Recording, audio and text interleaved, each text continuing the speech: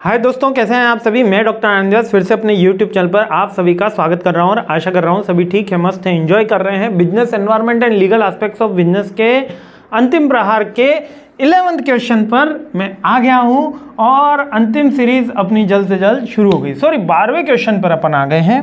12th question 11 तक तो upload हो गए हैं। 12th मोस्ट इंपॉर्टेंट क्वेश्चन तक मैं आ गया हूँ। लास्ट 3 क्वेश्चन पे अब अपन को हमला बोलना है। 12th क्वेश्चन क्या है? Memorandum of association, articles of association and prospectus. तो एक ये तो मान के चलो कि ये वाला क्वेश्चन लगभग फिक्स ही रहता है, हर बार आपको एग्जाम में देखने को मिलेगा ही मिलेगा। अब ये क्या होता है एमओए, एओए और प्रोस्पेक्टस, इसको अच्छे से समझ लेते हैं। देखिए, जब भी हम कंपनी स्टार्ट करते हैं, मैंने एक कंपनी स्टार्ट करी, ठीक है, तो मेरे को कुछ चीज़ें पता होनी चाहिए, कुछ चीज़ें हम डिसाइड करते हैं। जैसे कंपनी का मिशन क्या होगा, ठीक है, कंपनी का विजन क्या होगा, कंपनी किस चीज़ का प्रोडक्शन करेगी, यानी कि ऑपरेशनल रिलेटेड एक्टिविटी क्या होगी, है ना। ये तो अपन पहले से फिक्स कर लेंगे। ऑपरेशनल रिलेटेड एक्टिविटी क्या होगी, कंपनी में रूल्स रेगुलेशन क्या रहेंगे,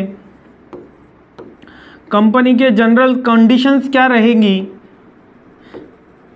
ठीक है, हम कैसे अपने एम्प्लॉय का इंक्रीमेंट करते हैं, वो सारी कंडीशन, मिशन, विजन, ये या कंपनी का आउटर का एरिया।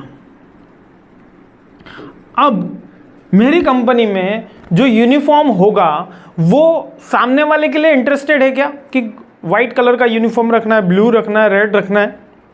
नो इंटरेस्टेड है। मतलब थर्ड पार्टी, सामने वाला यानी कि आउटसाइडर, है ना, जो कंपनी के आउटसाइडर है।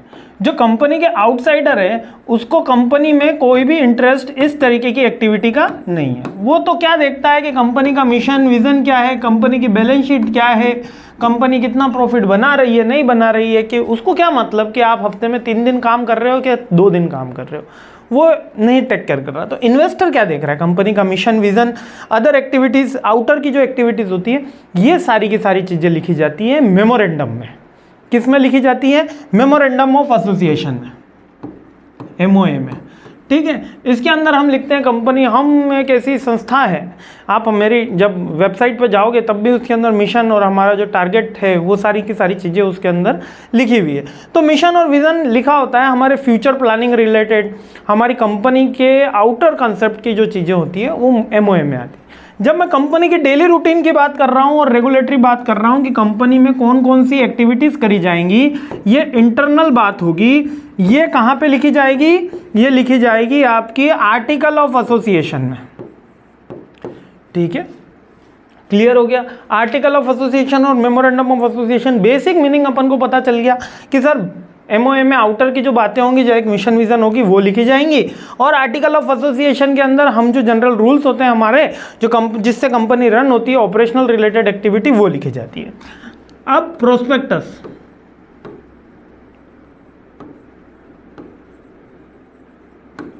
अब ये प्रोस्पेक्टस क्या होता है सर?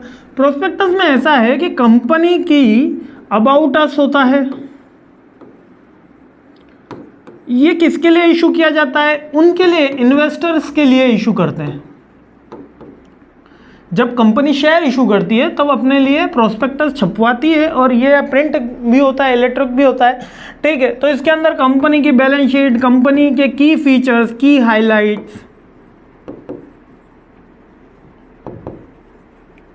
की हाइलाइट्स हो गए, की फीचर्स हो गए, कंपनी का मिशन विजन भी इसके अंदर हम देख लेते हैं, कंपनी के यूएसपी हो गया, लाइक यूनिक सेलिंग पॉइंट हो गया, ये कंपनी के डायरेक्टर, इन सब के नाम हो गए, कंपनी का रजिस्टर्ड एड्रेस हो गया। ये बेसिक इन्फॉर्मेशन मतलब कंपनी के बारे में ओवरऑल पता होता है। ये उतना ही सिमिलर है जितना आप कॉलेज में एडमिशन लेने गए थे और कॉलेज वालों ने आपको एक प्रोस्पेक्टस थमा दिया था जिसके अंदर उस कॉलेज का जो था प्लेसमेंट का रिकॉर्ड, वहाँ की फैकल्टी के बारे में, उस कॉलेज के बारे में, यूनिवर्सिटी एफिलिएशन के बारे में, डायरेक्टर के मैसेज के बारे में, ये सारी की सारी चीज़ें और कॉन्टैक्ट नंबर लिखे हुए होते हैं।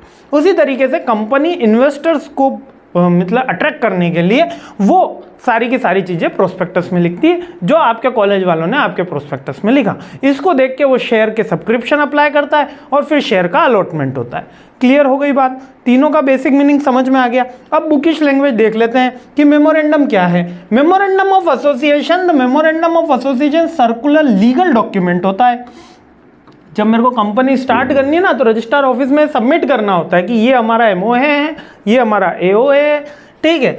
That serves the foundation of the company constitution. Company का फाउंडेशन होता है कॉन्स्टिट्यूशन का। One of the key document required to incorporation of the company, the MOA outline the company's fundamental objective, scope of operational and relation of the company of the outside world. यानी company के outside world के साथ, यानी MOA ही देखेगा। Investor क्या देखेगा? Outside world क्या देखना चाहता है, मिशन विजन, जो भी हमारे को हमारा ऑब्जेक्टिव बताना है, हमारा एम बताना है या हमारा बेसिक प्रोडक्ट बताना है, वो हम एमओए में लिखते हैं, ठीक है।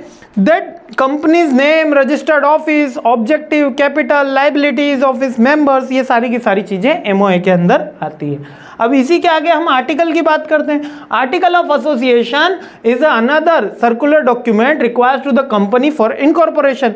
Government is unlike the MOA, AOA is a private document होता है, यानी कंपनी को ही पता होता है कि क्या इसके अंदर है, या कंपनी के एम्प्लॉइज उसको जानते हैं कि मैंडेटरी नहीं है कि आप इसको हमेशा पब्लिक करो, और एक्सेसिबल भी नहीं होता पब्लिक के लिए, ठीक है। यूजुअली कुछ कंपनीज कर देती है, कुछ नहीं करती हैं। तो AOA set of the rights and obligation of the company shareholder, manner which the company affair are conduct, यानी कि कंपनी की जो डेली रूटीन की एक्टिविटी वो कैसे होगी, एम्प्लॉइज का कौन सा रूल रेगुलेशन होगा, इंक्रीमेंट कब किया जाता है, नई फ्यूचर की प्लानिंग क्या है, ये AOA के अंदर लिखा रहता है, जो कंपनी का इंटरनल पार्ट है, ठीक है। बात समझ में आ गई। अब मैं बात करता हूं प्रोस्पेक्टस की। प्रोस्पेक्टस भी एक लीगल डॉक्यूमेंट है ना। जब कंपनी को शेयर कैपिटल रेज करनी होती है तब ये डॉक्यूमेंट कंपनी को बताना होता है।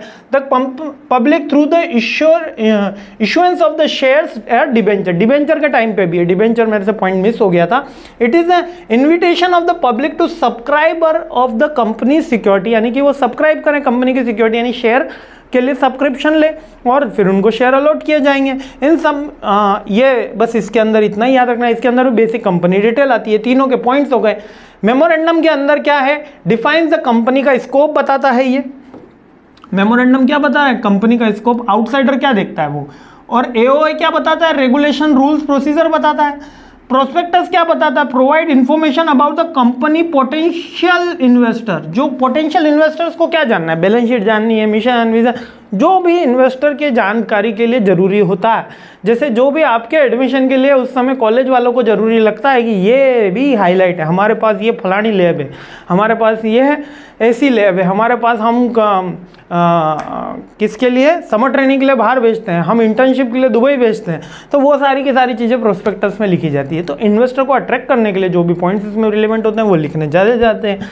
ये दोनों पब्लिक, पहला एमओए पब्लिक डॉक्यूमेंट है, एओए प्राइवेट डॉक्यूमेंट है, और प्रोस्पेक्टस भी पब्लिक डॉक्यूमेंट है क्योंकि इन्वेस्टर को अट्रैक्ट करने के लिए। Require consent of all share holder. MOA के अंदर शेयर होल्डर की कंसेंट जरूरी होती है, जबकि यहाँ ऐसा जरूरी नहीं है क्योंकि ये क्या है, मेजोरिटी से भी काम हो जाएगा। और यहाँ पर एओए जो है वो इंटरनल डॉक्यूमेंट है, और ये तो शेयर होल्डर बनाने के लिए किया जाता है प्रोस्पेक्टस इशू। मतलब पहले प्रोस्पेक्टस होगा, उसके अंदर एक फॉर्म अटैच होगा, उस फॉर्म को भर के आप शेयर के लिए अप्लाई करोगे, फिर आपको शेयर अलॉट होते थे। ऐसा पहले किया जाता था। अभी तो क्या ऑनलाइन ग्रो जो एप्लीकेशन आ गई, 5 पैसा एप्लीकेशन आ गई, एंजल ब्रोकिंग आ गई, तो ऑनलाइन ही ये प्रोस्पेक्टस सारी की सारी अवेलेबिलिटी हो जाती है। लेकिन फिर भी टर्मिनोलॉजी में प्रोस्पेक्टस इशू हो गया है, आईपीओ आ गया है, इसी को बोला जाता है। क्लियर हो गया? बहुत ही इंटरेस्टिंग पॉइंट है। अगले क्वेश्चन पे मिलते हैं और जल्द से जल्द ये सीरीज कंप्लीट करते हैं। जय हिंद।